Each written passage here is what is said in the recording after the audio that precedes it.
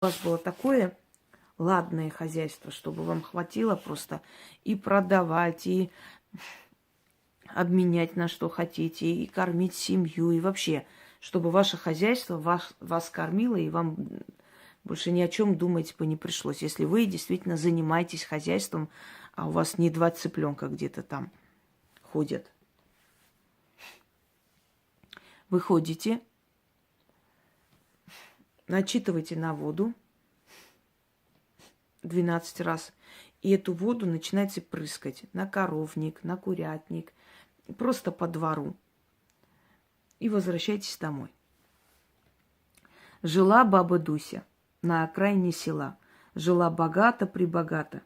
Кур продавала, яйцами торговала, молоко задорого отдавала, телят да бычков, гусей да индюков продавала, да за те деньги жила-проживала, нужды не знавала. Хозяйство ладное держала. И мне, как бабе Дусе, своим хозяйством жить. Кур, индюков, телят да бычков, яйца да молоко, сыр да мясо продавать. И за те деньги богато проживать. Всем соседям на зависть. Все пусть работу ищут, а я своим хозяйством живу. Припеваючи, да как сыр в масле.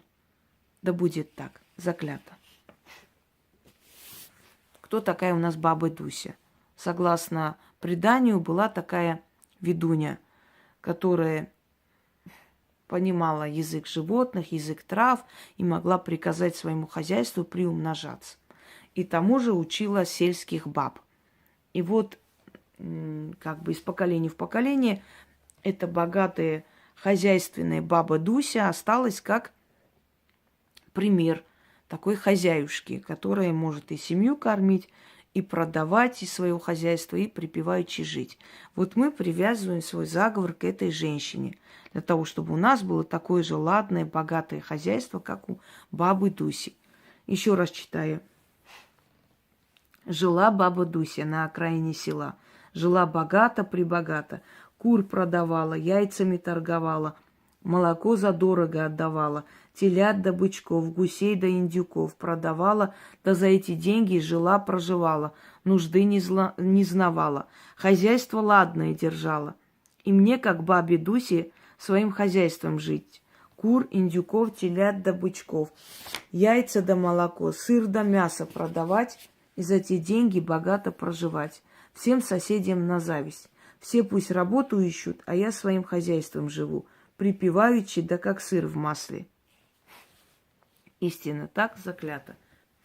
Читать 7 раз на воду, вынести эту воду, значит, опрыскать там курятник, коровник, да просто двор, вот так вот.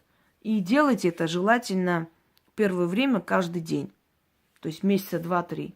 И когда у вас очень много станет хозяйства, уже приумножится, вы начнете торговать, можете делать раз в неделю. Хотя некоторые предпочитают делать каждый день, и у них замечательное хозяйство.